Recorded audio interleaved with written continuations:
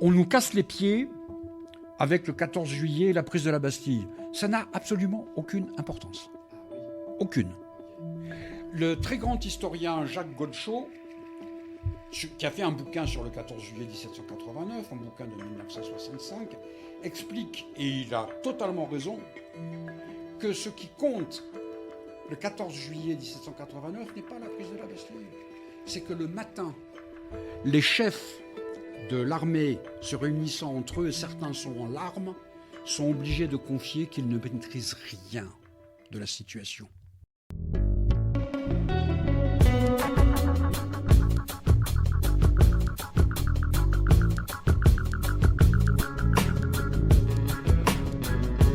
Bienvenue dans le podcast Oser, une émission d'écologie politique qui donne la parole à des intellectuels, des chercheurs et des professionnels pour mieux comprendre les enjeux sociaux et écologiques de notre monde. Bonjour Jean-Marc Schiappa. Bonjour. Et bienvenue dans le podcast Oser. C'est avec un grand plaisir que j'ai accepté cette invitation. Eh ben merci beaucoup. Moi, je suis vraiment ravi de vous avoir dans le podcast pour parler d'un sujet qu'on a l'impression de tous connaître, maîtriser, qui est peut-être le sujet le plus connu en France, en tout cas historiquement, qui fait la célébrité aussi de la France mondialement, la Révolution française. Et aujourd'hui, vous êtes vraiment donc un historien expert de cette période de la Révolution française. Vous avez écrit 2 ou 3 livres même sur le sujet, si je ne dis pas de bêtises. Le dernier... Quelques-uns de plus que cela. Quelques-uns de plus que ça, voilà. C'est bêtises déjà. Ça commence bien. Mais celui par lequel je vous ai découvert, c'est un petit livre que j'ai beaucoup aimé, qui s'appelle « Découvrir la Révolution française », qui est assez court, dans lesquels il y a des textes que vous commentez, que vous expliquez et qui permet de vraiment bien appréhender le sujet. Et j'ai eu envie de vous recevoir pour justement qu'on creuse ensemble ce sujet, qu'on vienne un peu déconstruire quelques idées qu'on peut avoir, se faire, qu'on essaie de se mettre à la place des acteurs, qu'on comprenne en fait comment eux vivaient, qu'est-ce qui s'est produit et comment en fait la Révolution française s'est déroulée, à quoi elle a abouti, comment elle est née, etc. Mais pour commencer, du coup, vu que j'ai dit déjà des bêtises, je vais vous laisser vous présenter et nous dire un peu qui vous êtes. Marx disait qu'on ne juge pas un individu sur la conscience qu'il a de lui-même. Je vais donc sur ce point, comme sur beaucoup d'autres, essayer d'être fidèle à Marx. En plus, je ne sais pas, franchement, quoi que je dise à mon propos, cela apparaîtra,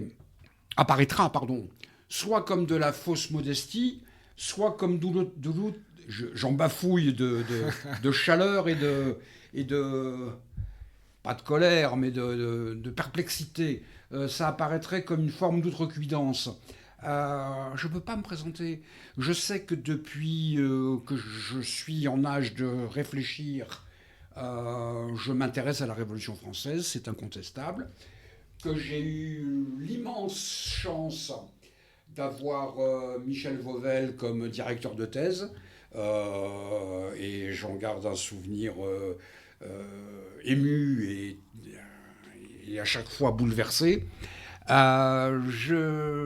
J'ai sorti tout récemment le Découvrir la Révolution française que vous venez d'évoquer aux éditions sociales dans le cadre de leur collection très intéressante, propédeutique, qui consiste à publier des extraits choisis, des extraits de l'époque, les commenter, les mettre en contexte. Tout récemment, il y a à peu près un mois de cela, aux éditions Fayard, j'ai publié quelque chose qui s'appelle « Relire la Révolution française », qui est une forme d'approfondissement du sujet. Les 2 livres ne sont pas en contradiction, ils essayent d'être en complément, en complémentarité. Et le gros problème, plus j'avance personnellement dans le voisinage de la Révolution française, plusieurs problèmes apparaissent. Le premier, quitte à vous reprendre, et j'en suis désolé, je m'en excuse, je pense qu'il serait totalement erroné de chercher à se mettre à la place des protagonistes, parce que c'est absolument impossible. Oui. Nous n'avons pas les mêmes grilles de lecture, nous ne vivons pas dans les mêmes endroits, nous ne sommes pas habillés de la même manière, nous n'avons pas le même mode économique, social, culturel, psychologique, familial, etc. C'est absolument... Ils sont morts, nous sommes vivants. Enfin, nous essayons d'être vivants, donc c'est absolument impossible. Par contre, et ça c'est totalement différent, il faut essayer de comprendre comment pensaient ces contemporains. Et je dis bien comment pensaient tous ces contemporains. Je suis assez éberlué quand, et quel que soit l'auteur, on va dire, tel ou tel de mes collègues, ça arrive beaucoup moins maintenant, mais ça arrivait vraiment très nettement dans le passé, ne cherchait pas à comprendre le fonctionnement de l'autre. Or, il se trouve que j'ai une grande tendresse pour l'écrivain d'espionnage John le Carré. John le Carré faisait dire à un de ses personnages qu'il fallait, pour toute chose, avoir une certaine connaissance du tempérament criminel. C'est quelque chose qu'à mon avis, tout historien ou toute historienne doit avoir, une certaine connaissance du tempérament criminel, donc du tempérament de l'autre. Essayer de savoir qu'est-ce qui a bien pu pousser Louis XVI à partir à Varennes. C'était pas du tout une histoire... c'est pas parce que nous savons la fin que la fin est contenue dans le début. Pourquoi cette rivalité entre Lafayette et Mirabeau, alors qu'ils avaient tout intérêt, etc., etc. Donc, toutes ces choses-là. Marc Bloch, l'immense Marc Bloch, dont on ne dira jamais assez de bien, disait que l'histoire est avant tout psychologique. C'est vrai.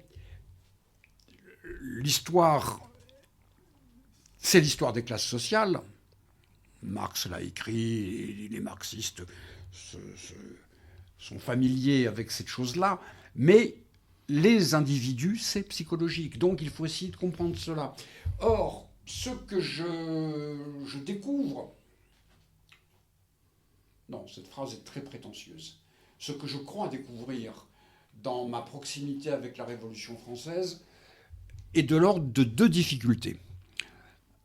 La première, on n'essaye pas de comprendre comment les contemporains de 1789 et des années suivantes vivaient. Je pense qu'on aura l'occasion d'y revenir, enfin j'espère qu'on aura l'occasion d'y revenir.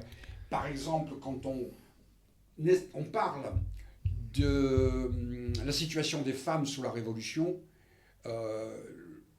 95% des choses qui sont écrites font comme si la notion d'égalité femmes-hommes existait à l'époque. Il n'y a pas cette notion-là. J'espère qu'on aura l'occasion d'y revenir. Ça, c'est la première difficulté. La deuxième difficulté, elle vient, je dirais, d'une vulgate, si je peux emprunter ce terme à François Furet, qui est de la Troisième République.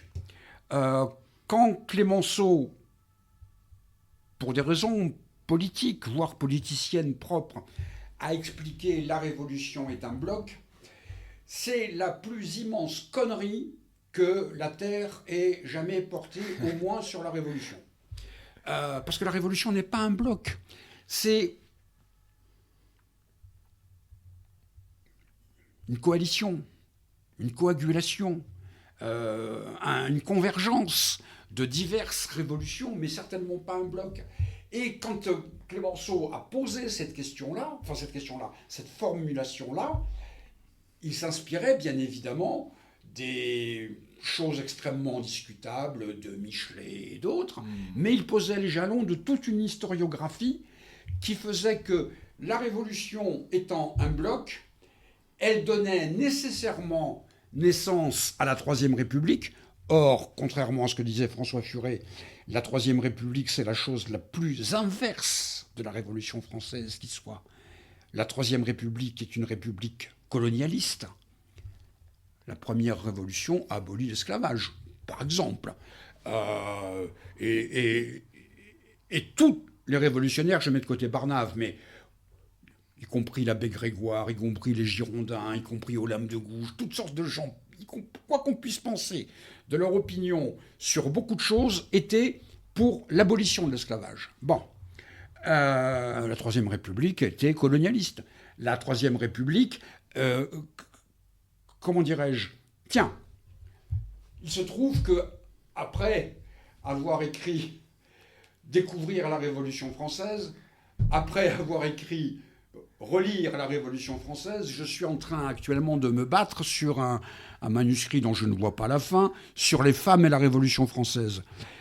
La Révolution française en 1792 opère, en septembre 92, une législation sur le divorce d'une immense libéralité. Immense.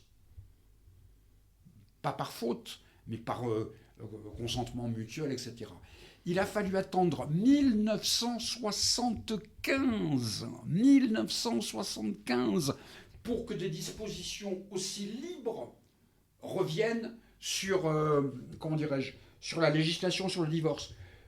La Troisième République n'existe, c'est brutal ce que je dis, mais un des symptômes, un des symboles plus exactement de la Troisième République, c'est le préfet. Ce n'est pas une création de la Révolution, c'est une création de Napoléon.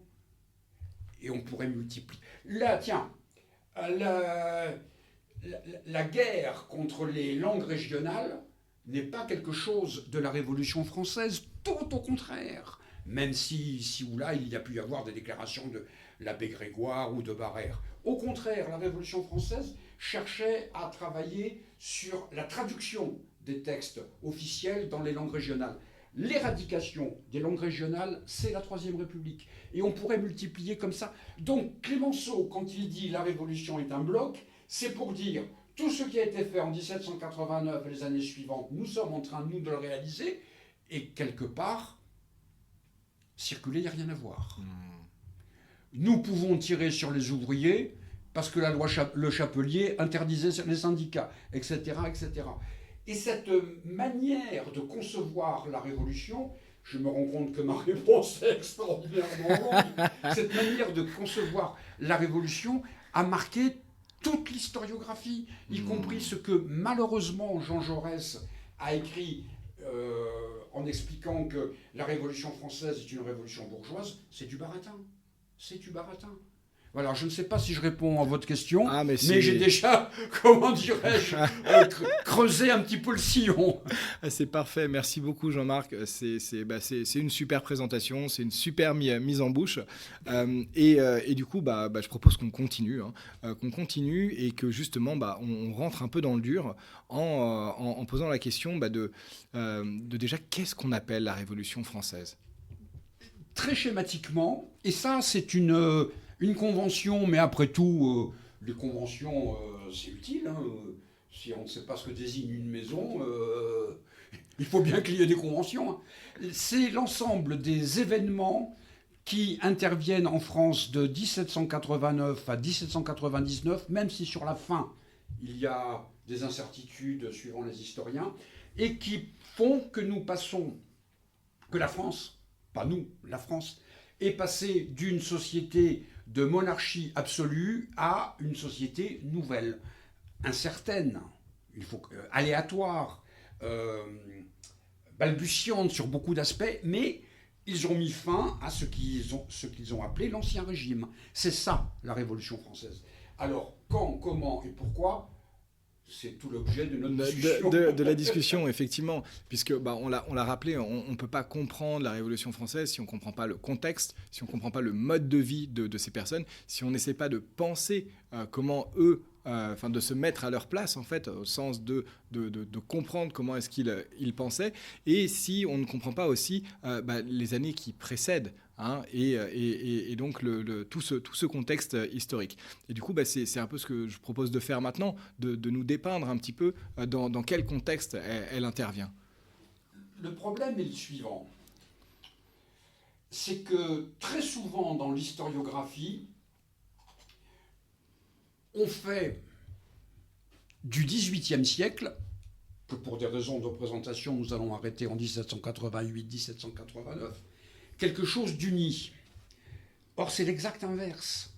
Pendant des décennies, la France va vivre un peu comme un bateau sur son air et va poursuivre la monarchie absolue de Louis XIV. Très schématiquement, jusqu'en 1760-1770. C'est pour ça, j'en reviens à une formule de François Furet qui expliquait le XVIIIe siècle est un siècle relativement heureux. C'est une stupidité. J'essaie d'être poli, des fois j'ai du mal. Parce qu'il fait comme si le siècle était un et indivisible. Le XVIIIe siècle. Non, il y a plusieurs siècles dans le XVIIIe siècle. Et c'est à partir de 1770 que tous les éléments qui très lentement, les éléments de blocage, les éléments d'immobilité, les éléments de paralysie qui se sont installés, instillés dans la France. Ce qui était bon pour Louis XIV jusqu'en 1715 va continuer pendant la Régence, c'est une évidence, pendant une grande partie du règne de Louis XV, mais au bout d'un moment, ça ripe. Ça ripe pour toutes sortes de raisons. Ça ripe, par exemple, parce que la France est en paix. C'est bizarre, mais un des facteurs structurants de la situation d'avant 1789, c'est que la France est en paix. Donc la France est en paix, la démographie va se développer. Les villes vont changer. Les remparts vont disparaître. Les aventures coloniales, avec des succès divers, c'est le moins qu'on puisse dire, mais le commerce maritime, y compris la traite négrière, vont s'installer. Du temps de Louis XIV, il passait son temps à se foutre sur la gueule avec les voisins. Bon, quand on fait ça, on ne peut pas faire autre chose. Ce qui ne veut pas dire que Louis XIV et son règne aient manqué d'importance, de force, de signification, etc. Les priorités n'étaient pas les mêmes. Et il y a cela, et il y a en même temps l'effondrement. Non, le terme effondrement est trop fort. La lente décomposition de l'Espagne et du Portugal, surtout de l'Espagne, et la montée en puissance, l'irrésistible montée en puissance de l'Angleterre, qui, elle, a réalisé sa révolution avec Cromwell et en 1688 avec la glorieuse révolution d'Orange. L'Angleterre a un coup d'avance, pour toutes sortes de raisons. Pour son insularité, pour sa structure sociale, pour quelque chose qui va être un élément majeur dans la Révolution, ce n'est pas une monarchie absolue. Donc, ils ont une forme de souplesse. Pourquoi la monarchie absolue s'est-elle à chaque fois cassé la figure en Grande-Bretagne? Pour une raison très simple. C'est que si vous prenez de l'argent pour les dépenses de la cour, vous ne l'investissez pas cet argent dans la marine. Pour une île, c'est très, très, très, très embêtant. Donc, en France, il y a une monarchie absolue. Or, cette monarchie absolue, elle bloque les choses. Et on aura probablement l'occasion d'y revenir. S'il n'y a pas monarchie absolue, il n'y a pas Révolution française. Parce que pour combattre la monarchie absolue, il fallait une révolution absolue. On ne peut pas combattre une révolution absolue de manière modérée. C'est la différence avec la révolution anglaise. Cromwell est un accident dans l'histoire de l'Angleterre. Le radicalisme français va prendre toutes sortes de formes. Pas uniquement Robespierre, pas uniquement Babeuf, des tas de formes. 1848, la Commune, etc., etc. Parce qu'il fallait totalement éradiquer la monarchie absolue. C'est ça qui est le creux. Et pour comprendre à la fois cette paralysie et cet immense bouillonnement, notamment à cause des Lumières, mais pas uniquement, il faut revenir à la définition classique de comment fonctionne la société d'Ancien Régime. La société d'Ancien Régime fonctionne de la manière suivante. Il y a les bellatores, les seigneurs, ceux qui combattent, à qui on doit verser des impôts parce qu'ils ne peuvent pas travailler, ils sont payés pour se battre, si j'ose dire, c'est leur fonction, c'est la noblesse. Les oratores, ceux qui prient, le clergé, s'ils prient, ils ne peuvent pas faire autre chose, donc il faut eux aussi leur payer tribut. Et la troisième catégorie, laboratores, ceux qui travaillent, ceux qu'on va appeler de manière cruelle, méprisante, mais significative, le tiers-état. Le tiers-état, c'est à la fois la poubelle et c'est 95% de la population.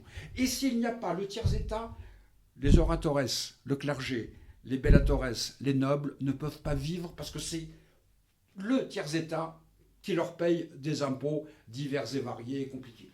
Et donc, chaque ordre est persuadé, et chaque membre de chaque ordre est persuadé qu'il ne peut vivre que parce que les deux autres existent.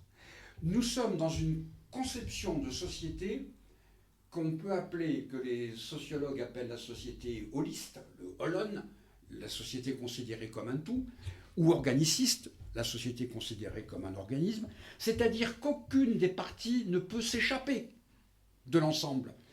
Et dans ce cadre-là, c'est pour ça que je reviens à la question des femmes, la famille est l'unité de base, la cellule de base, non pas l'homme ou la femme, ou l'homme différencié de la femme, ou la femme différenciée de l'homme.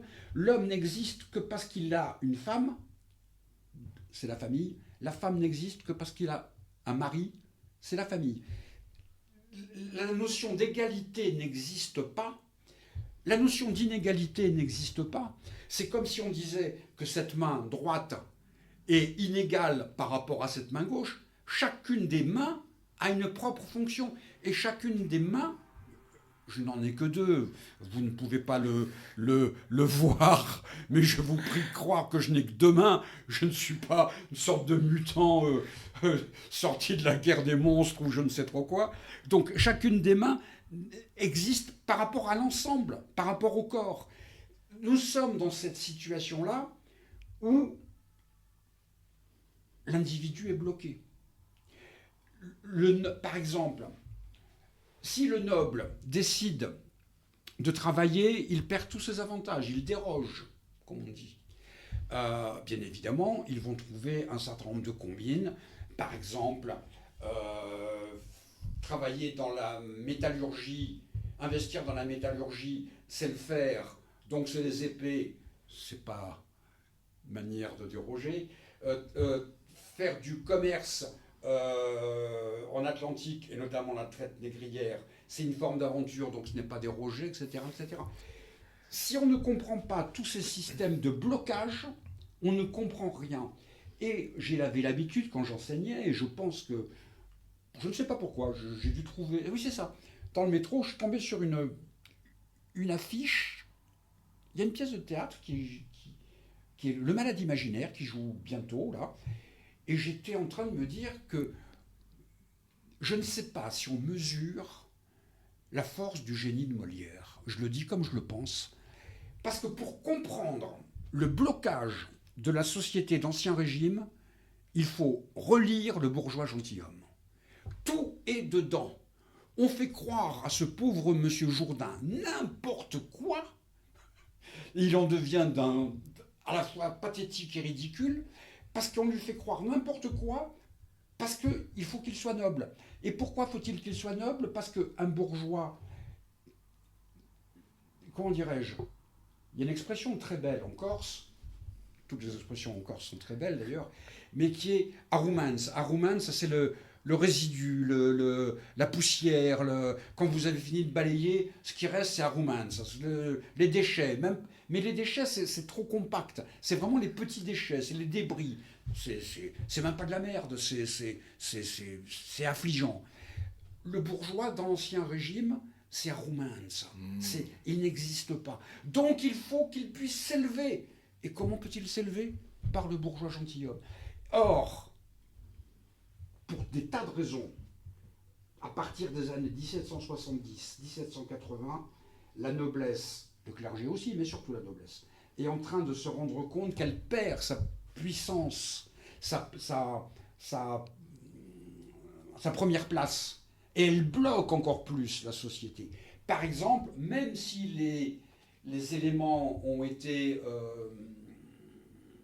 mineurs, beaucoup moins importants que l'on pouvait croire, il fallait, pour être officier de l'armée, avoir ces 4 quartiers de noblesse, c'est-à-dire que les 4 grands-parents soient nobles. La noblesse voit sa possibilité de promotion sociale bloquée.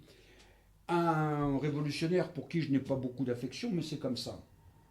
Barnave explique, est-ce que l'anecdote est vraie ou est-ce qu'elle est controuvée, peu importe, c'est non è vero ben trovato, que sa haine de la noblesse serait venue du fait que lui et sa maman auraient été chassés d'une loge dans un théâtre de Grenoble réservé pour les nobles. Les nobles ont des privilèges certains sonnants et trébuchants.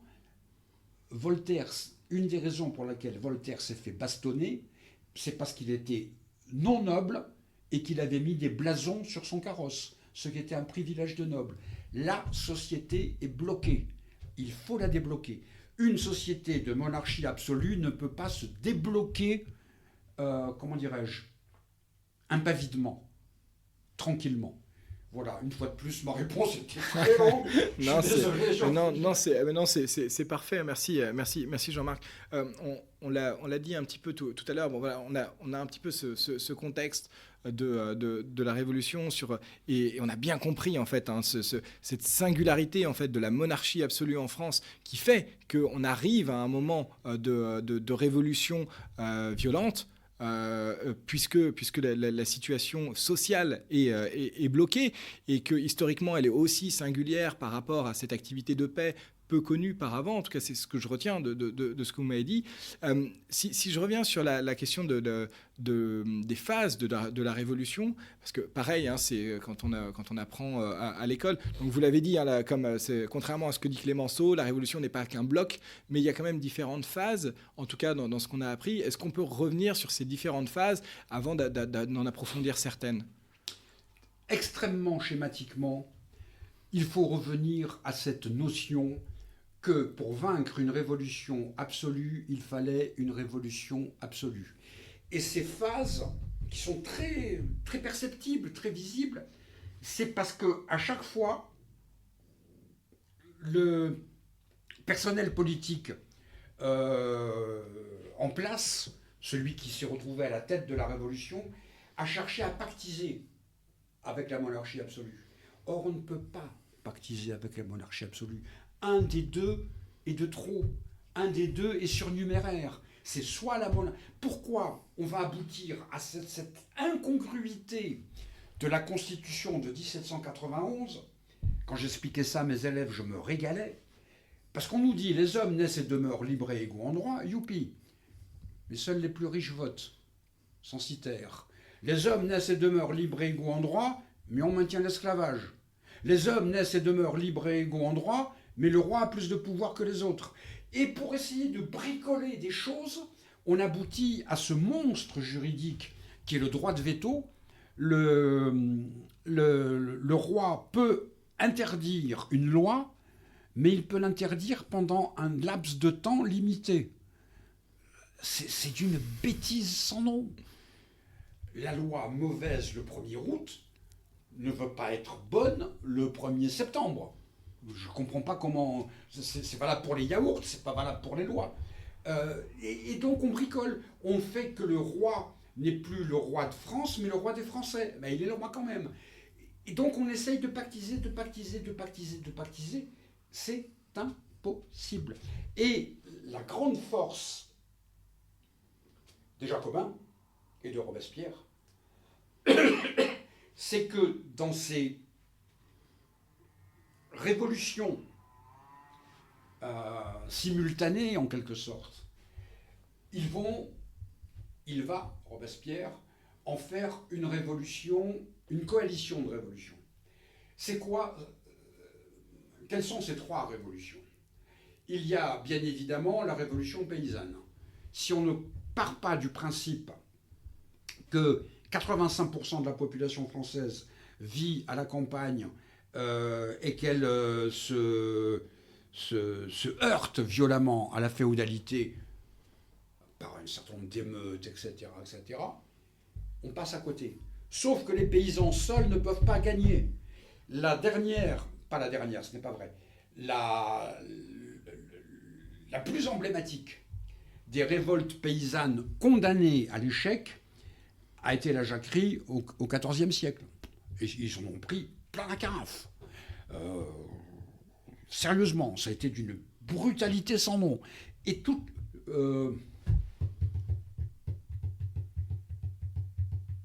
Madame de Sévigné se félicitait, dans ses lettres à sa fille, de voir les paysans pendus aux arbres quand elle allait sur les routes de Bretagne. Parce que les nobles avaient le droit de vie et de mort sur les gens qu'on trouvait sur leur territoire. Il faut relire Surveiller et punir de Michel Foucault, qui raconte le supplice d'Amiens, qui avait donné un petit coup de canif au roi. Les bourreaux eux-mêmes sont épouvantés de ce qu'ils font, de ce qui se passe. Et ils essayent... Bon, la révolution paysanne, seule, ne peut pas aboutir. La révolution urbaine, on va dire, ce que très schématiquement, c'est beaucoup plus complexe que ça. La révolution des catégories pauvres, la révolution des sans-culottes, elle-même ne peut pas aboutir, toute seule. Elle est isolée. Elle est isolée parce que 85% de la population vit à la campagne. Donc, la révolution, je dirais, des bourgeois, à condition de bien se mettre d'accord sur le terme bourgeois. Bourgeois, c'est simplement les habitants des bourgs. Ce ne sont pas des pré-capitalistes de Marx, de la révolution industrielle qui aura lieu 40 ans après. Attention à cet anachronisme qui est une catastrophe. Mais cette population commerçante, relativement cultivée, pas autant que ça par ailleurs, qui aimerait bien, les bourgeois gentilshommes, qui aimeraient bien gratter à l'entrée de la noblesse, tout seul n'y arrive pas parce que la noblesse les bloque. Or, ces trois révolutions vont se trouver en coalition, vont se trouver en coalition, en coagulation, pour en finir avec la monarchie absolue. Et voilà comment on peut distinguer les diverses phases de la Révolution, jusqu'en 1794, jusqu'à la chute de Robespierre. Parce que il faut renier les pouvoirs de la monarchie, et comme dit le conventionnel Couthon au moment non pas de la proclamation de la République en 92, parce que la République n'a pas été proclamée, mais de l'affirmation de la République, le conventionnel Couthon dit, si on reste à quelque chose il ne dit pas exactement comme ça, mais je ne travestis pas du tout sa pensée, il dit que si la République c'est uniquement la suppression de la monarchie, on n'a pas avancé. J'ai horreur du terme acquis concernant la Révolution française, parce que ça fait épicier quand même. Mais un des legs, c'est plus intéressant, parce qu'un legs, on peut le faire fructifier, de la Révolution française, c'était cette devise de la République française à laquelle on ne pense jamais assez, qui est d'une force énorme. Liberté, égalité, fraternité. La République, c'est la liberté, c'est l'égalité, c'est la fraternité. Et chacun des termes va avec les deux autres. Voilà, c'est pour aboutir au 10 août 1792 à l'abolition de la monarchie par l'insurrection du 10 août 92, insurrection, je me permets de faire un crochet, la seule insurrection nationale de l'histoire de ce pays, parce que c'était non seulement les révolutionnaires parisiens, mais des représentants des fédérés de Marseille, de Bretagne, etc. C'était des représentants de toute la France qui ont frappé à la porte du roi en disant mon gars, dégage. Donc, pour aboutir au 10 août 1792, il a fallu toute une série d'approximations. Je crois beaucoup personnellement à la méthode des approximations successives. On essaye, on n'y arrive pas, on essaye d'une autre manière. Ils ont essayé d'arriver au règne de la liberté en gardant le roi et la monarchie absolue, c'était impossible. Donc, ils ont foutu ça en l'air et ils ont essayé de créer un monde neuf. C'est pas mal. Et Jean-Marc, qu'est-ce qui explique que à ce moment-là, en fait, on a ces trois partis qui auraient pu essayer de se révolter par eux-mêmes. Donc, on l'a dit, hein, les sans-culottes, les paysans, et puis de l'autre, les bourgeois. Qu'est-ce qui fait qu'à ce moment de 1789 ou enfin, pendant cette période-là, ils se retrouvent, ils arrivent à s'aligner ensemble. C'est quoi? C'est la réunion des États généraux qui favorise? Qu'est-ce qui fait qu'il y a ce mouvement commun? Les États généraux, je vais être une fois de plus particulièrement brutal, c'est du baratin. Ok. Pendant très longtemps, j'ai expliqué que Louis XVI, en convoquant les États généraux, scellait sa propre chute. Dans la mesure où les États généraux, c'est quoi? Ce sont les représentants du tiers État, du clergé, de la noblesse qui conseillent le roi. C'est contradictoire à la monarchie absolue. Depuis 1614, les États généraux n'ont pas été convoqués, parce que c'était la monarchie absolue. Louis XVI, en faisant cela, on a l'impression qu'il clôt le chapitre de la monarchie absolue. Je me suis gouré, parce que nous pouvons dire ça maintenant, parce que ça a été un échec, mais on peut avoir l'autre grille de lecture, qui est que Louis XVI, en faisant ça, fait un coup, et qu'il convoque les États généraux. Là, par contre, ce qui se passe actuellement sous nos yeux dans le monde est une grille de lecture intéressante. Il fait du Trump. Il se débrouille pour que tout le monde se foute sur la gueule pour apparaître comme étant le grand conciliateur. Ça n'a pas marché. Pourquoi? Parce que comme l'explique très, très justement Marx sur le printemps 1789, la Vulgate qu'on apprend à l'école, au collège, au lycée, voire même dans certaines universités, focalise tout sur ce qui se passe au sein des États généraux. Et Marx explique que ceux qui vont être les constituants, les députés du tiers-État, etc., ne vont avoir cette force que parce qu'il y a la masse de l'émeute paysanne derrière. Reprenons la brochure de Sieyès, Qu'est-ce que le tiers-État? Une brochure extrêmement intelligente, très bien foutue, simple, pertinente. Il dit, qu'est-ce que le tiers-État? Tout, d'accord. Qu'est-ce qu'il est dans l'ordre actuel? Rien. Et il a cette réponse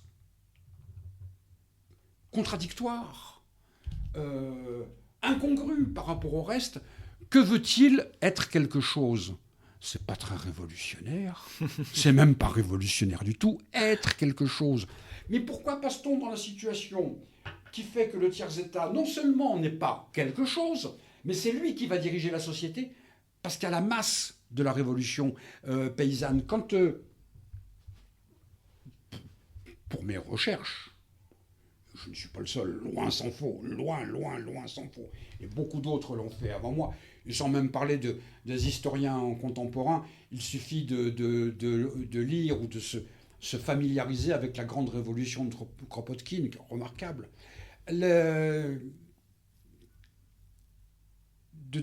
L'hiver 1788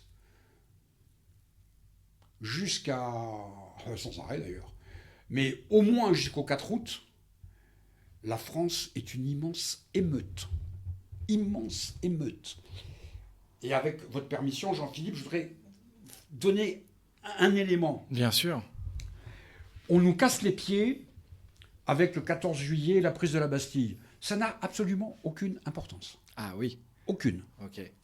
Le très grand historien Jacques Godechaux, qui a fait un bouquin sur le 14 juillet 1789, un bouquin de 1965, explique, et il a totalement raison, que ce qui compte le 14 juillet 1789 n'est pas la prise de la Bastille.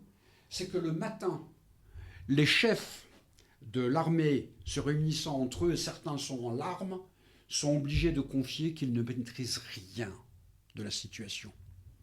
Et que depuis plusieurs jours, la troupe a fraternisé avec les émeutiers, et non seulement la troupe a fraternisé avec les émeutiers, mais que, on le voit encore dans l'architecture parisienne, les barrières d'octroi, place de la Nation par exemple, Bois d'Enfer, Rochereau, ont toutes été brûlées par la foule. Pourquoi ? Parce que les barrières d'octroi servaient à taxer les produits qui rentraient dans Paris. Et la foule, les unes après les autres, a brûlé ces barrières. Et que l'armée, la force de répression, et c'est ça une révolution, quand la force de répression se décompose. Et, comment dirais-je, l'armée essaye, enfin les chefs de l'armée essayent, et les uns après les autres, les régiments basculent. On va même voir que les gardes françaises vont tirer sur des régiments, gardes françaises c'est l'unité d'élite, hein, va tirer sur des troupes, sur le royal allemand qui était chargé de maintenir l'ordre, etc. Il n'y a plus d'armée. Il n'y a plus d'armée, il n'y a plus de force de répression, il n'y a plus d'État. Dans ce contexte-là, que la Bastille soit tombée ou ne soit pas tombée, peanuts. Voilà, donc du coup, Jean-Philippe, je me suis pas perdu, mais j'ai développé ces trois révolutions-là étaient obligées de travailler les unes avec les autres.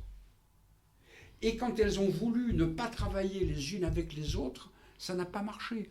Au printemps 1700, à l'été, pardon, là je fais l'erreur symétrique de mon lapsus précédent.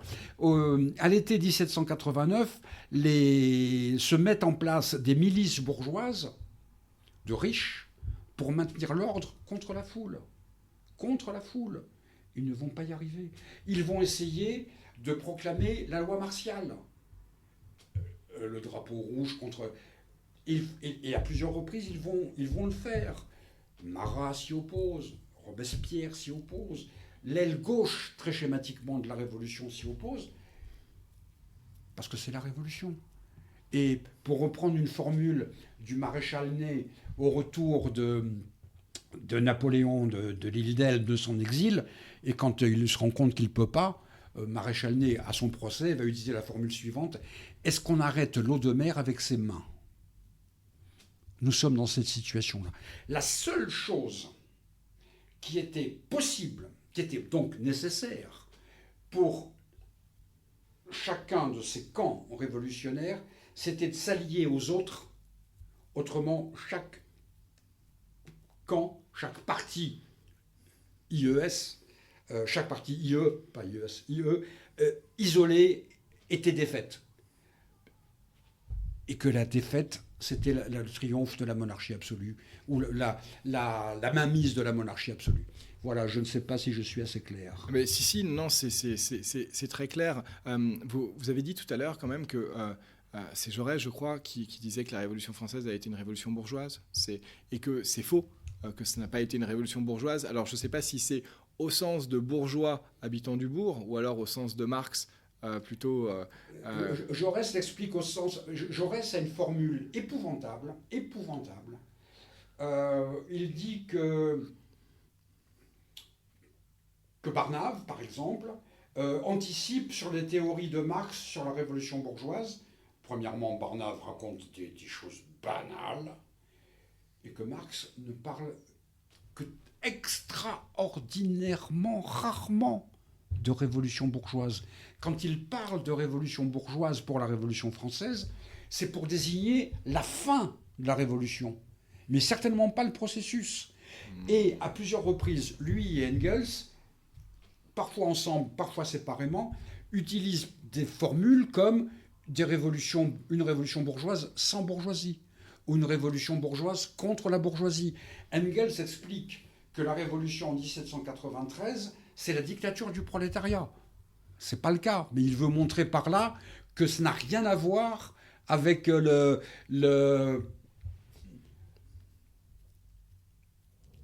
des bourgeois dirigeants et manœuvrant une masse de sans-culottes ou de paysans imbéciles, pour dire les choses par leur nom.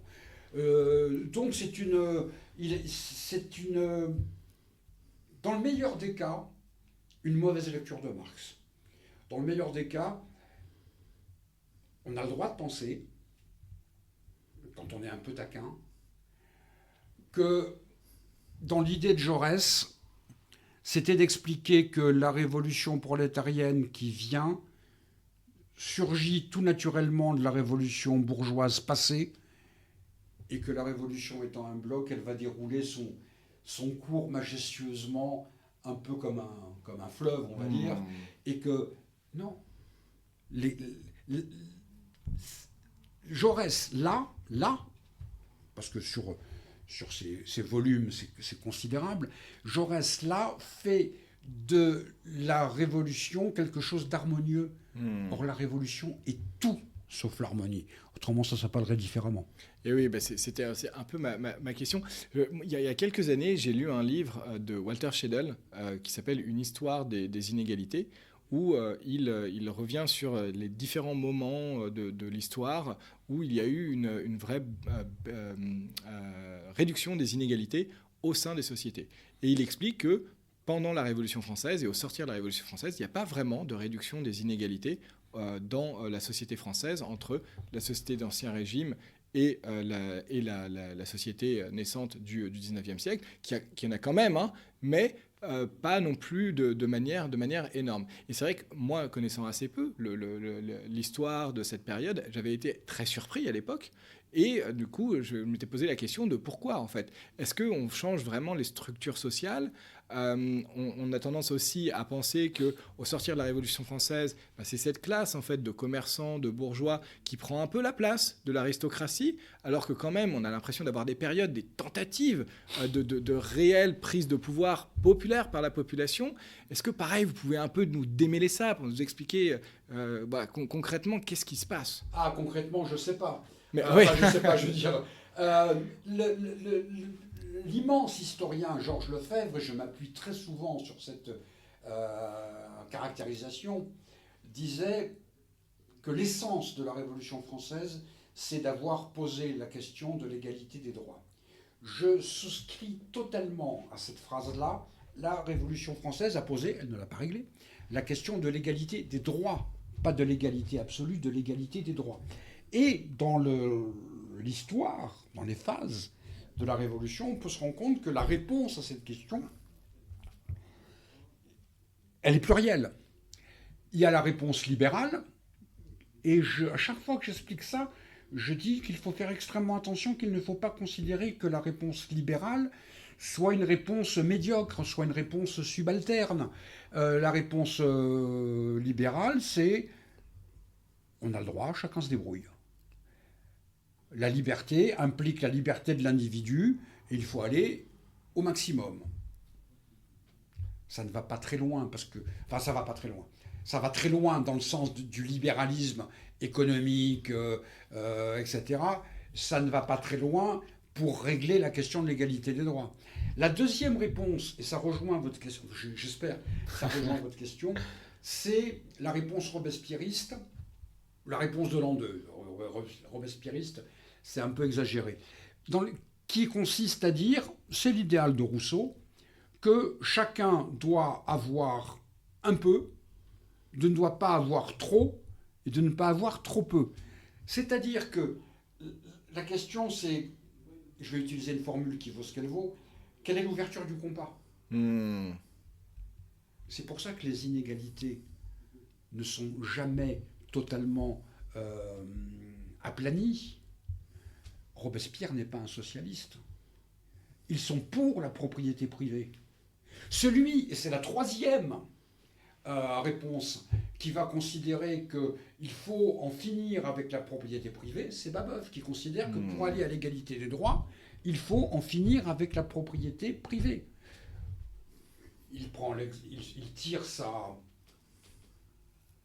philosophie, le terme n'est pas bon, mais peu importe, son orientation, son inclinaison, sa tendance, bien évidemment de Rousseau, mais surtout de la pratique politique de l'an 2. L'État, la politique organisée peut décider un certain nombre de choses. Quand Robespierre, en 1793, définit la propriété, il fait quelque chose d'épouvantable. Parce qu'à partir du moment où il définit la propriété, il la définit politiquement, elle n'est plus sacrée, puisqu'elle est définie politiquement. Mais si elle est définie politiquement, on peut la supprimer politiquement. Robespierre, d'un certain point de vue, ouvre la porte. Mais le problème, c'est que Robespierre, pour ses conceptions, et parce qu'il était chargé de maintenir, enfin chargé, dont le terme n'est pas bon, parce qu'il était de fait celui qui maintenait cette unité de front des trois révolutions, ne pouvait pas aller dans un sens ou dans un autre. S'il allait dans le sens d'en faire trop pour les bourgeois, au sens habitants du bourg, il mécontentait les sans-culottes, il mécontentait les paysans. S'il en faisait trop, donc il fallait maintenir cet équilibre. Il fallait maintenir cet équilibre parce qu'il fallait vaincre, parce qu'il fallait écraser la contre-révolution. Et quand la contre-révolution a été écrasée, eh ben on n'a plus eu besoin de Robespierre. La coalition s'est disloquée parce que le chef, la pierre d'achoppement, avait été éliminée. Une fois de plus, je ne sais pas si je réponds à votre question. Si, mais ça m'amène à une autre question sur... Il y a quelques années, j'ai reçu Pierre Crétois dans le podcast pour parler des communs. Et notamment en fait de l'importance de la propriété privée dans les sociétés libérales et dans nos sociétés en fait issues de la Révolution française. Et effectivement, quand on regarde un petit peu le point de départ, on se rend compte que dans la Constitution, on parle en fait de propriété privée dans l'un des premiers articles, en sanctifiant vraiment ou sanctuarisant, je sais pas, la propriété privée. Moi, j'avais une question. Comment ça se fait? Même alors qu'effectivement, parfois on dépeint Robespierre comme un pré-communiste ou un proto-communiste, etc. Comment se fait-il qu'on en arrive à donner une telle importance à la propriété privée dans la logique révolutionnaire? Il faut faire attention à une chose. Les révolutionnaires, la Déclaration des droits, par exemple, ne parle pas de propriété privée, ils parlent de propriété. C'est d'une immense ambiguïté. Et d'ailleurs, la Déclaration des droits s'arrête à l'article 17, qui explique que la propriété est sacrée, etc. Comme si l'essentiel avait été dit. Comme si une fois que ce droit de propriété, pas de propriété privée, ce droit de propriété, et j'ai eu une discussion il y a quelques années avec, pas une discussion, disons que mon caractère latin a pris le dessus, avec quelqu'un qu'il faut bien qualifier de gauchiste, à qui j'expliquais, enfin j'essayais d'expliquer, parce que bon, la compréhension n'est pas toujours évidente, qu'il ne faut pas confondre la propriété et la propriété privée des moyens de production. J'ai parlé tout à l'heure de Michel Vauvel. Michel Vauvel avait une formule qui n'était pas de lui, qui était de sa grand-mère, mais dont il usait, dont il abusait, il faut quand même le dire, mais que j'ai faite mienne parce que je la trouve somptueuse. Il disait « il ne faut pas tirer sur les brins d'herbe pour les faire pousser ». Je trouve ça définitif. La propriété en 1789 est et n'est pas la propriété privée des moyens de production. Ça peut être tout. Mais c'est surtout dans une situation où le droit de propriété avant 1789 était totalement impossible par le système de la noblesse et du clergé, qui bloquait, qui empêchait le bourgeois, je ne parle même pas du paysan, de pouvoir devenir... Et ce qui fait qu'à la fin de la Révolution, contrairement, là encore, à une vulgate, c'est pas tellement la bourgeoisie qui va sortir triomphante en termes de classe sociale. Elle va. Mais quand on regarde les industriels, il y en a très très peu. Très peu. En 1798-1789, comme on est dans le quartier Richard Lenoir, c'est pas un type qui s'appelle Richard et dans le nom de famille est Lenoir, c'est deux manufacturiers, un qui est Richard, Bon, Oberkampf, c'est la même chose. Donc, mais ils sont une poignée. Ceux qui vont se faire, j'allais vraiment dire des grossièretés, qui vont vraiment tirer les marrons du feu, évitons des grossièretés, sont les fournisseurs aux armées, sont les spéculateurs, sont c'est pas dans la production capitaliste au sens classique du terme, c'est dans la magouille, dans la revente, dans les affaires de plus... Talleyrand devenant ministre des Affaires étrangères, à cette formule glaçante, enfin nous allons faire une fortune immense, parce qu'il va passer son temps à vendre des secrets diplomatiques, et qu'il va s'enrichir comme ça. Et c'est là, on passe d'une société d'ordre, ah tiens, je vais faire un mauvais jeu de mots, mais il n'est pas exclu que j'utilise dans un autre bouquin, à une société de désordre. Le directoire est une société de désordre. L'Ancien Régime est une société d'ordre, le directoire est une société de désordre, et il y a la révolution en fait entre les deux. Et la catégorie sociale, qui est incontestablement celle qui s'en sort le mieux, c'est la paysannerie. Parce qu'en 1793, pour éradiquer la monarchie absolue, les révolutionnaires décident de, ça avait commencé avant 93, de vendre les biens de l'Église et les biens des nobles, etc. Et ça va aboutir au fait que ces biens, propriété foncière, l'écrasante majorité de la population, de la propriété, une propriété foncière, va passer dans la paysannerie et surtout, ce qui est unique en Europe, dans la petite et dans la moyenne paysannerie. On parlait tout à l'heure dans l'Angleterre, les yeomen ou les gentlemen farmers plus tard, ça n'existe pas en France. C'est très rare. C'est surtout des petites et moyennes propriétés. Mais ça va aboutir à quoi, cette histoire, que je trouve passionnante?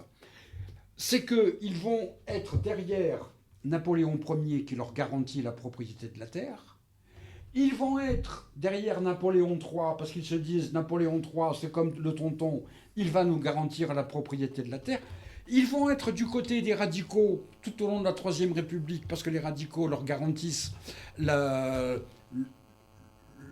propriété familiale. Mais,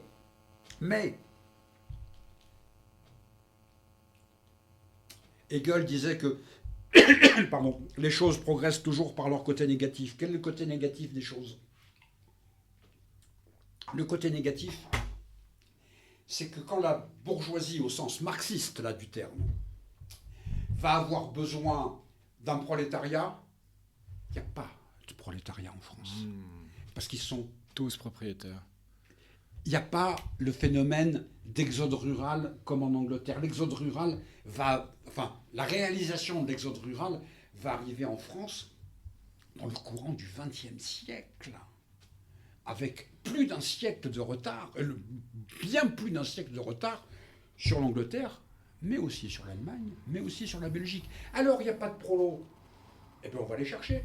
Ça explique l'immigration italienne, l'immigration allemande, considérable, l'immigration belge, et par la suite l'immigration coloniale. Et donc, il va y avoir cette immense immigration des colonies, aller même maintenant dans le Nord-Pas-de-Calais, ou dans la métallurgie, ou dans l'industrie automobile française des années 1920, 1930, etc. Pas l'écrasante majorité, une grande partie, c'était des ouvriers nord-africains. Citroën, Simca, etc. C'était d'Afrique noire. Mais, j'insiste bien, pour des raisons imbéciles, c'est comme ça, je m'intéresse beaucoup au foot. C'est comme ça. Bon. Regardez les grands joueurs de foot français des années 50, 60, 70. Des Polonais, Copa, Wyszynski, etc. Des Italiens, Platini, Pourquoi? Parce qu'il fallait travailler à la mine ou sortir jouer au ballon. Parce que c'est... Imaginez-vous qu'à Lens, je ne sais pas si ça existe encore maintenant, mais à Lens, il y avait un quotidien en langue polonaise. Alors les xénophobes, ils peuvent se rhabiller. Mais non, c'est très éclairant cette explication sur la propriété et effectivement cette distribution de la propriété à une petite paysannerie en fait. Et merci pour ça. J'aimerais Jean-Marc maintenant qu'on approfondisse peut-être un ou deux moments de la Révolution. Un qui est très connu. Et en même temps, vraisemblablement, très connu par ses protagonistes, on va dire. Et un autre, je pense que très peu de gens en ont entendu parler. Le premier, qui sont marqués, alors selon moi, et peut-être que vous allez m'arrêter ou me reprendre, mais par ce que j'ai appelé ou ce que j'appelle des tentatives de radicalisation au sens de rendre la révolution plus populaire, plus proche d'une démocratie directe. Et cette période, c'est 1793 pour la première, avec des protagonistes comme Robespierre, Saint-Just. Et la seconde, c'est celle plus tard de la Conjuration des égaux, avec notamment Babeuf. Alors, je dois dire quoi? Est-ce que vous pouvez nous parler de ces moments? Est-ce que vraiment on est dans... Pourquoi est-ce que ça se produit? Ce qu'on a appelé la terreur, par exemple, c'est quoi concrètement? Est-ce que Robespierre et Saint-Just décident de décapiter la moitié de la population de Paris? Et pourquoi? Parce que c'est quand même un peu l'image et l'idée que beaucoup de personnes s'en font. Et en fait, pourquoi est-ce qu'on arrive à ce moment de radicalisation? Qu'est-ce qui se crée? Alors, il y a deux choses qu'il faut soigneusement distinguer. La radicalisation politique... Ouais. Et ce qu'on appelle la terreur. Okay. Marx, une fois de plus, qu'il faut convoquer dans ce genre de choses, dit, et c'est brutal, mais Marx dit, est-ce que la terreur n'était pas surtout l'action de gens eux-mêmes terrorisés? Et pour en revenir à la compréhension de la terreur, il faut... Je ne sais plus où j'avais lu cette image. Et c'est terrible quand on lit les textes des historiens contre-révolutionnaires, ils ne parlent que de la violence révolutionnaire sans expliquer, par exemple, que l'émeute Réveillon, pas très très loin d'ici d'ailleurs, qui était une émeute populaire en avril 1789 à Paris, donc, parce qu'il semblait que le propriétaire de la manufacture Réveillon devait baisser les salaires, il y a eu plusieurs centaines de morts par la répression. Les soldats de Nancy en 91 se révoltent parce qu'on ne paye pas leur solde. La révolution fait plusieurs centaines de morts. Le bonnet rouge vient de là parce qu'ils sont condamnés au bagne, donc ils ont le bonnet des bagnards, les mutins de Châteauvieux. Et quand ils reviennent, parce qu'ils sont amnistiés en 1792, par défi, ils gardent leur bonnet rouge qui va devenir le symbole du type libre, etc. etc. Donc la terreur, par exemple, le conventionnel Lindé en Normandie ne procède à aucune exécution. Attention, le conventionnel Carrier à Nantes se comporte comme un fou sanguinaire. N'ayons pas une vision angélique des choses. Le problème, c'est Babeuf qui l'explique très bien ça. Babeuf, dans une lettre qu'il envoie à sa femme le 17 juillet 1789, parce qu'il vient d'assister au lynchage de 2 hauts fonctionnaires royaux, il dit que je vois la joie du peuple, il dit que cette joie me fait plaisir et que cette joie me fait de la peine. Me fait mal. Parce qu'il dit, nos maîtres, au lieu de nous policer, nous rendre polis, nous ont rendus barbares, avec tous les supplices qu'ils ont inventés. C'est eux qui sont responsables de ça, et il dit, et nous n'en sommes qu'au début. Et ce qui est passionnant, et Jaurès a publié cette lettre en disant, le bon et sensible Babeuf, et il a raison, c'est une lettre qu'il écrit à sa femme, c'est pas un article pour destiné, pour bien être dans une posture du type... non, non, il écrit à son épouse, il témoigne, donc c'est de l'ordre de la confession intime. Ce sont les maîtres qui sont responsables de cette situation-là. Et pour vous donner une idée, il y a Danton à cette formule implacable, une grande violence. Mais il dit, quand il met en place le tribunal révolutionnaire, il dit « Soyons terribles pour dispenser au peuple de l'être ». Donc il y a une part de fantasme. On va... les gens qui ont connu Robespierre, Cambacérès, Napoléon Bonaparte et d'autres, vont dire, même des adversaires, vont dire que c'est pas vrai, que c'est pas du tout un homme de sang, qu'au contraire, Robespierre est le premier homme politique qui a demandé l'abolition de la peine de mort. Et quand on lui a répondu, il a fait ce discours à l'Assemblée constituante, on s'est foutu de lui. Ce qui fait que quand il y a eu le procès du roi, il a dit « Ah, c'est quand même curieux. Quand il s'agit de condamner à mort X ou Y, vous êtes contre, vous êtes pour, mais quand il s'agit du roi, vous êtes contre.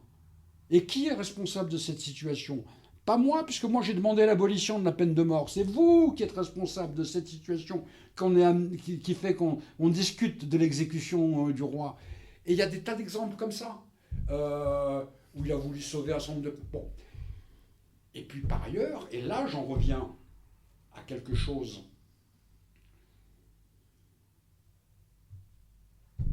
comment dirais-je, qu'on a toujours tendance à sous-estimer, ils n'avaient pas le choix. C'est une période de guerre civile. La loi en guerre civile est d'une simplicité biblique. Tu gagnes ou tu meurs. Donc il fallait gagner. Et c'est pour ça que toutes les discussions sur la violence de la Révolution sont des discussions, des considérations de petits bourgeois repus. Et je dis petits bourgeois repus parce que j'ai fait vraiment des efforts pour ne pas être grossier, pour ne pas dire ce que j'en pense. Parce que la question n'est jamais quelle est la violence, parce que la violence... La question est toujours pourquoi la violence, pas pourquoi, à cause de quoi, mais dans quel but. Et la violence de la Révolution, c'est pour créer un monde d'égalité, de liberté, de fraternité. J'ai promis, enfin pas j'ai promis, mais j'ai expliqué dans les échanges que nous avons eus avant de commencer cette discussion, ce podcast, comme vous dites, de ne pas faire d'allusion à la situation contemporaine. Mais il y a quelques années de cela, j'étais tombé sur une pancarte des Gilets jaunes qui m'avait ébloui et que je cite chaque fois que je peux. Elle disait la chose suivante. « Nous avons retrouvé la fraternité, il nous reste à retrouver la liberté et l'égalité. » Ça prouve quoi ? Ça prouve que ce triptyque républicain, liberté, égalité, fraternité, c'est pas quelque chose qui est en haut des écoles et encore pas de toutes les écoles, mais c'est quelque chose que le peuple français, je suis désolé d'être un peu grandiloquent, mais que le peuple français a intégré dans sa réflexion, dans sa conscience collective. Il nous faut la liberté, il nous faut l'égalité, il nous faut la fraternité.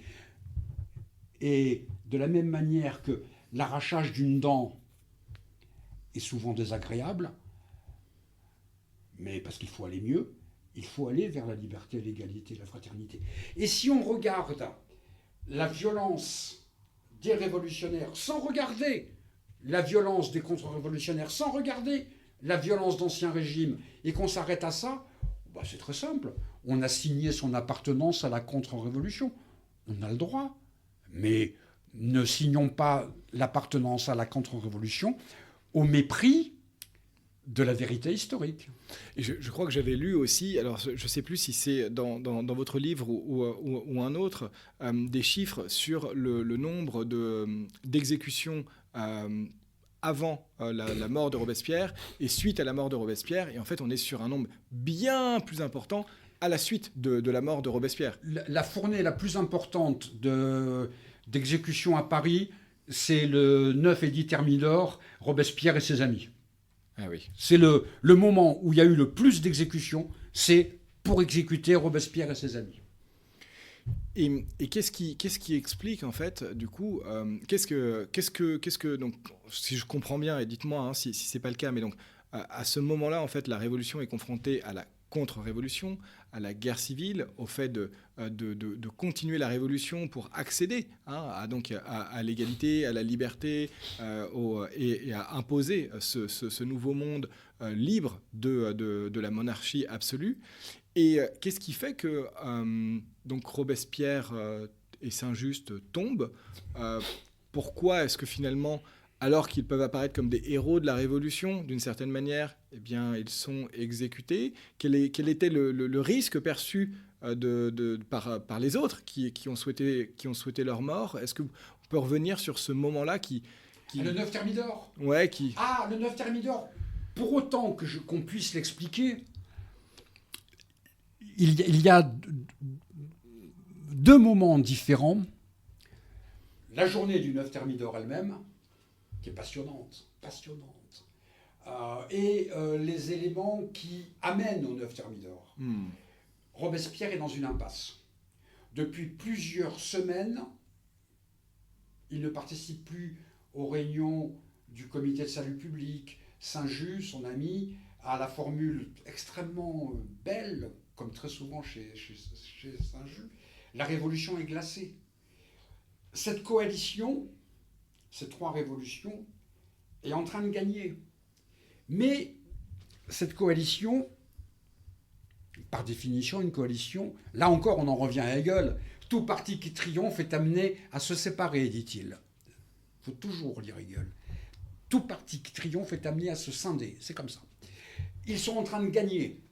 Mais ils gagnent sur quoi? Parce qu'ils veulent la fin de la monarchie absolue, mais chacun des trois camps, des trois tiers, pour parler comme Pagnol, ça dépend de la grandeur des tiers, ne la veut pas pour la même raison.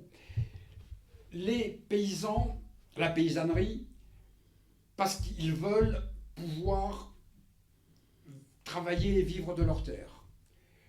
Ils y arrivent. Pas de manière extraordinaire, mais ça n'a rien à voir avec la situation d'Ancien Régime. Les sans-culottes bénéficient de quelque chose qui s'appelle le maximum des prix et des salaires, qui fait que les prix ne peuvent pas dépasser un certain maximum. Chose qui, par exemple, existe toujours en France actuellement. Le poids de la baguette de pain a été défini pendant la Révolution française. Ah oui? Eh oui. Le fait que vous pouvez toujours trouver une boulangerie dans un rayon, dans Paris, ce sont des lois de la Révolution française. Parce que le pain, c'est la nourriture essentielle. Sauf que ce maximum des prix, c'est contradictoire aux besoins de la paysannerie. La paysannerie a besoin d'en vendre toujours plus. Et c'est contradictoire aussi aux besoins de la bourgeoisie, qui a besoin de vendre toujours plus. Donc c'est un équilibre précaire entre ces trois forces, qui est maintenu parce que Robespierre appelle la force coactive. C'est une force de... Dire de répression, c'est pas juste. Ça maintient l'ensemble. Mais à partir du moment où vous avez gagné, j'insiste, j'expliquais ça à mes élèves, je disais, regardez les entraîneurs de foot, quand ils ont gagné la coupe, ils sont virés. C'est la même chose, on n'a plus besoin de lui. Et ça, c'est l'explication générale sur le 9 Thermidor. Et contrairement à ce qu'on peut croire, les robespierristes ou les proches de Robespierre étaient une petite minorité à la Convention. On nous explique, là aussi ça fait partie des multiples conneries, je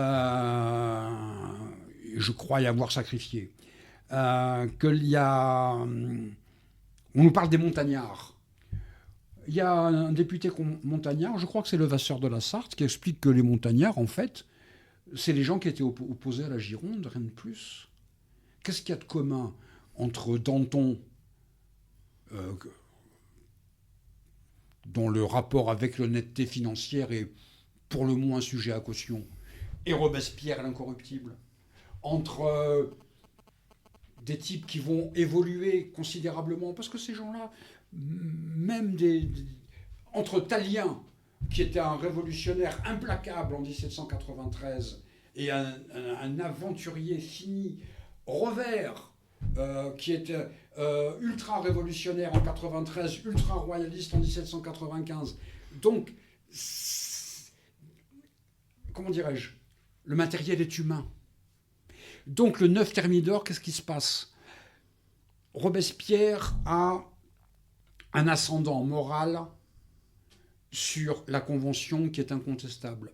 Quand il va à la Convention, le personne qui l'héberge, Maurice Duplay, lui dit de se méfier. Et Robespierre dit non, la masse de la Convention est pure. Sauf que dans la nuit et les jours précédents, il y a eu, là encore, une coalition entre les affairistes, les restes de Girondins, les gens de la Plaine c'est le groupe qui hésite, des montagnards jaloux, parce que la jalousie, c'est quelque chose, etc., etc. Ce qui fait que quand Saint-Just va commencer à parler, on l'empêche de parler. Et quand Robespierre demande la parole, il a cette phrase terrible. Il se tourne vers Collot d'Herbois, un montagnard qui préside la séance, il dit « Me donneras-tu enfin la parole, président d'assassin ?» Et tout le rôle de Collot d'Herbois pendant la séance du 9 Thermidor va être d'agiter la sonnette pour couvrir la voix de Robespierre. J'ai expliqué ça dans je ne sais plus quel bouquin. La Convention, qui est probablement le plus grand parlement de tous les temps, donc avec des périodes oratoires somptueuses, a été contrainte au silence. Saint-Just décide de ne plus parler parce qu'il se rend compte que les carottes sont cuites. Robespierre, il est condamné au silence. À un moment, il s'étouffe.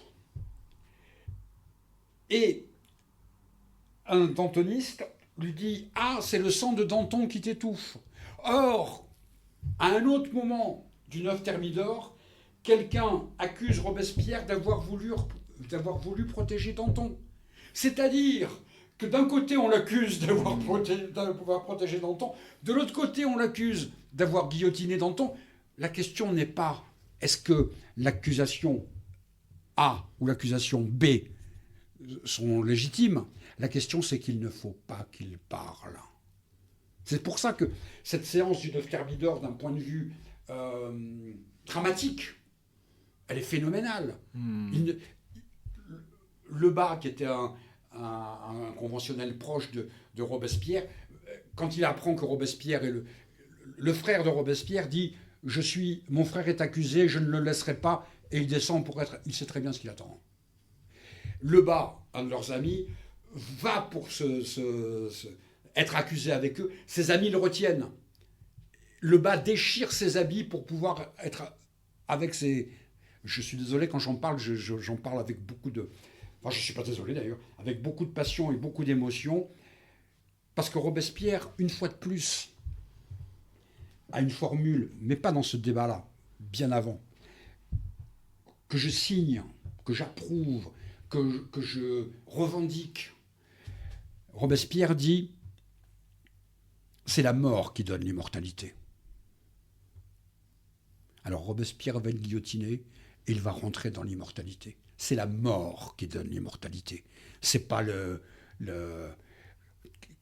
qui se souvient du nom, si moi je le sais, mais du type qui a fait voter le fait que Robespierre soit déclaré hors la loi pour être plus facilement guillotiné. Bon, je pense que je l'ai même oublié au moment où je vous parle. Mais c'est la mort qui donne l'immortalité. Et mon cher Jean-Philippe, je ne sais pas si c'est la formule finale, peu importe, mais je pense qu'il faut réfléchir à cela pour tout le monde et pour chacun et chacune qui nous écoute. Et là aussi, je vais essayer de ne pas être trop grandiloquent, mais c'est quand même une sacrée formule. C'est la mort qui donne l'immortalité. Parce que nous sommes tous mortels, nous sommes toutes mortelles. Mais la question, c'est au nom de quoi? Pour faire quoi? Mais j'en profite pour rebondir, parce que on ne va pas finir là-dessus. J'aimerais qu'on aborde un autre sujet, et d'un autre qui effectivement a donné sa vie au nom d'eux, mais qui pour le coup, lui, est malheureusement aujourd'hui beaucoup moins rentré dans l'histoire de manière en tout cas l'histoire vulgarisée, en tout cas, c'est Babeuf. Oui. Et pourtant, enfin, quel geste incroyable, encore une fois, que ce personnage, que cette conjuration des égos qui est menée. Est-ce que vous pouvez nous en dire un peu plus sur Robespierre? On a tous l'impression de le connaître. Babeuf, c'est qui? Bien. Le mieux, c'est une boutade, mais après j'essaierai de répondre. En 2023, j'ai sorti un Gracchus Babeuf aux éditions Fayard. Il paraît que c'est pas mal. Je mettrai les liens des livres dans la description du podcast pour qu'on puisse les retrouver plus facilement. Non, mais comme je l'écris, qu'est-ce que je vous dis? Je ne vais pas dire qu'il est mauvais. Et si je dis qu'il est bien, ça fait un peu merdouillard quand même. Pendant très longtemps, et là aussi c'est... Et très honnêtement, je ne suis pas mécontent d'avoir fait ça. On a fait comme si Babeuf n'avait aucune importance. Aucune importance au sens que Babeuf, c'est un post-robespierriste, ok. Babeuf, c'est un pré-marxiste, ok.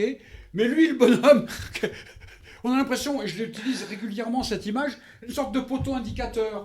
Là-bas, c'est là, et on ne sait plus, enfin on ne sait pas comment il a façonné, non pas sa doctrine, ses éléments de doctrine, parce que parler de doctrine, c'est un peu compliqué. Comment il a travaillé sur l'égalité, comment il est le premier à avoir défini le fait que pour aller à l'égalité, il fallait en terminer avec la propriété privée des moyens de production, ce qu'il appelait l'aliénabilité, le fait que les choses soient aliénées. C'est le premier qui a, peut-être un des premiers, il y a quand même des sacrés journalistes pendant la Révolution, et pas uniquement du côté révolutionnaire, mais vraiment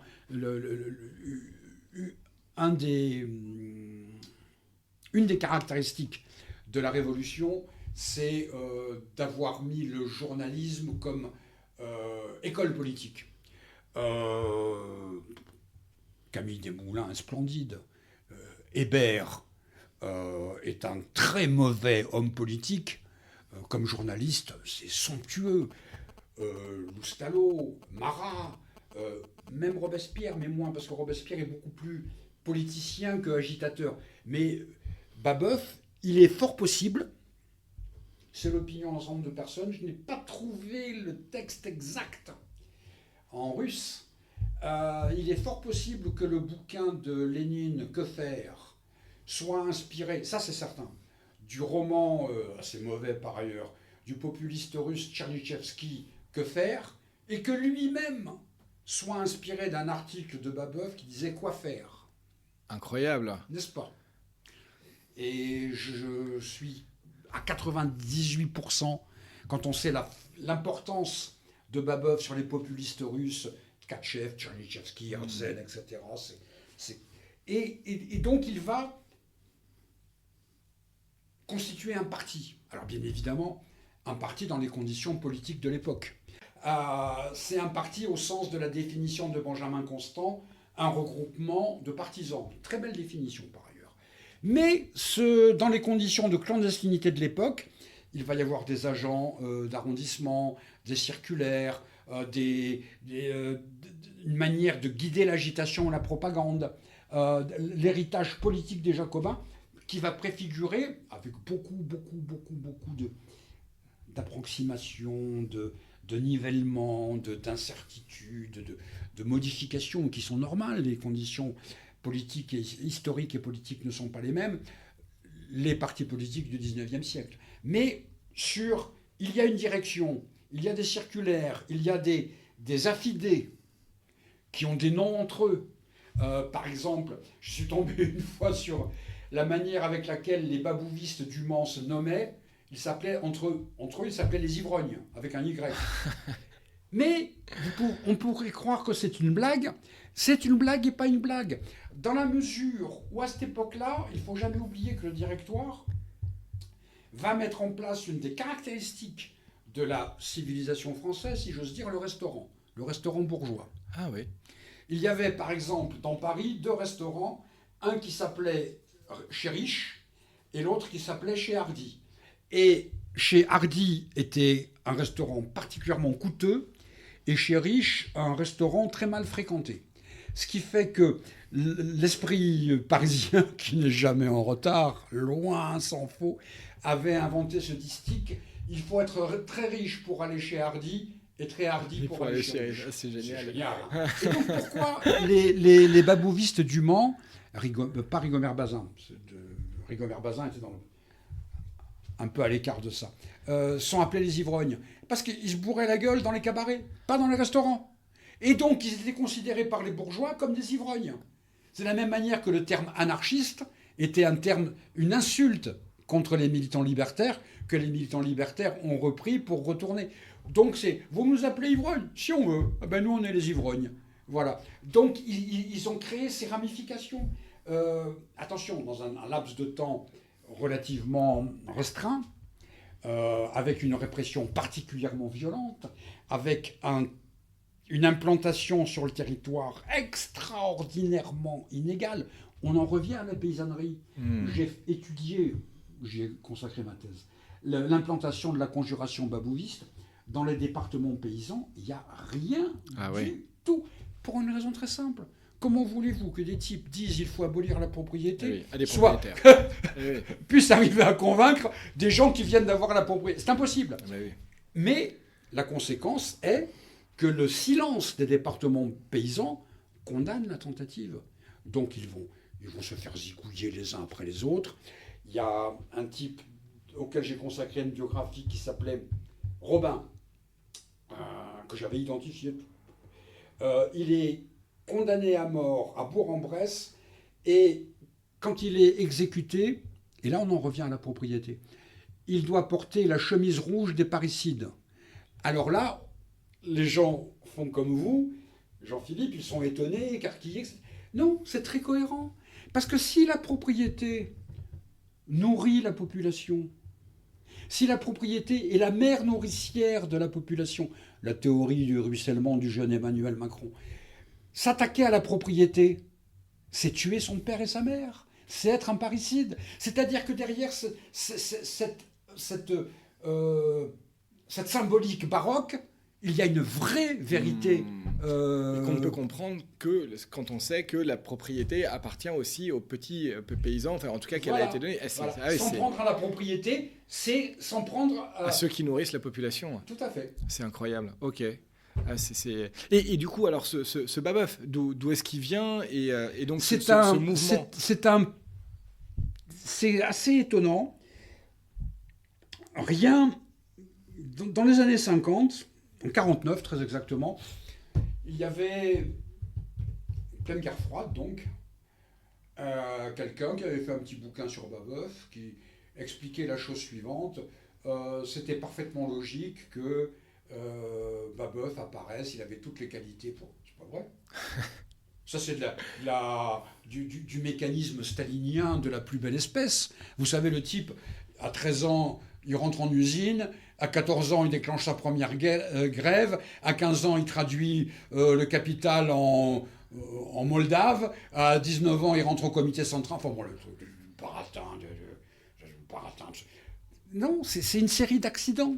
Alors bien évidemment, là encore, on peut reprendre la formule de Hegel. Tout ce qui est réel est rationnel et tout ce qui est rationnel est réel. On peut trouver les explications. La raison qu'il fait... Il est de Picardie. La Picardie est une terre magnifique. C'est une terre intermédiaire. Michelet a cette formule géniale. Je ne suis pas très fan de Michelet, mais en termes stylistiques, c'est très souvent exceptionnel. Il dit, c'est en Picardie que l'histoire de France s'est entassée. Et quand on regarde la jacquerie, c'est en Picardie. Les grands affrontements de la guerre de 100 ans, des guerres napoléoniennes, ne sont pas très loin. Pourquoi ? Parce que l'histoire de France s'est entassée, elle est là. Et la Picardie, à la fin du XVIIIe siècle, elle est très schématiquement caractérisée par l'affrontement, si j'ose dire, de structures capitalistes en germe, notamment dans l'agriculture, mais pas uniquement, et de structures extraordinairement anachroniques. C'est un choc. L'histoire de France est entassée.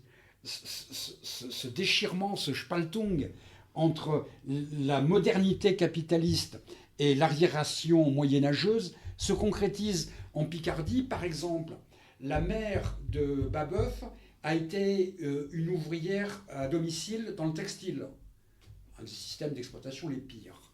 Son père était, un abruti visiblement, mais était un employé à l'administration fiscale. Et il se passe quelque chose dont on ne sait pas tout, mais qui est éblouissant. C'est que, visiblement, un personnage se prend d'affection pour le jeune Babeuf et lui apprend à lire et à écrire, ce qui est extraordinairement rare à l'époque. Et pour ceux qui s'intéressent à Babeuf, on peut lire en 2024-2025 la calligraphie de Babeuf de 1770 sans aucun problème. En plus, il écrivait tout, il gardait tout, il conservait tout, c'était un boulimique.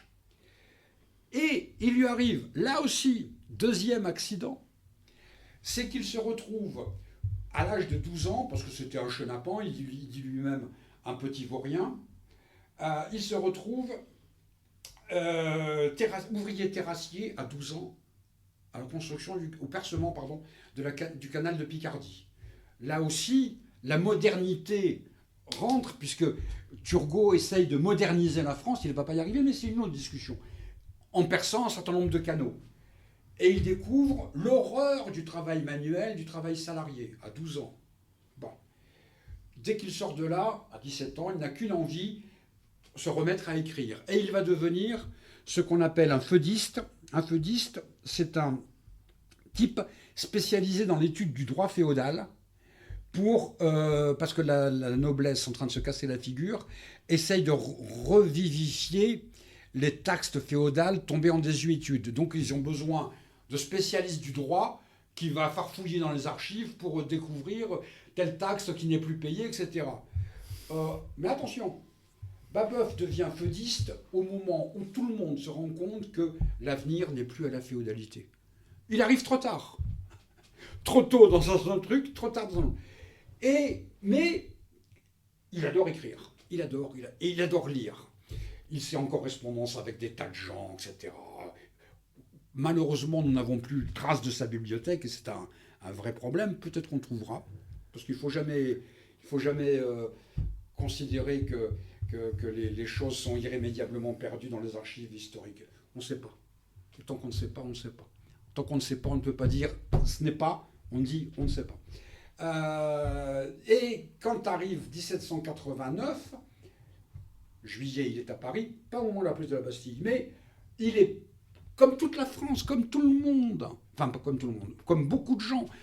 N'oublions pas, j'ai parlé tout à l'heure de la démographie, une référence, quand Victor Hugo dit les généraux imberbes, en parlant des généraux de la Révolution, ils avaient 23, 24 ans. La Révolution. Robespierre est mort à 36 ans. 36 ans. Saint-Just est encore plus jeune, etc. C'est une révolution de jeunes, parce que la France est un pays jeune. Donc, comme dans l'enthousiasme normal, on voit s'effondrer un monde ancien, et on voit se créer, ou essayer de se créer un monde neuf.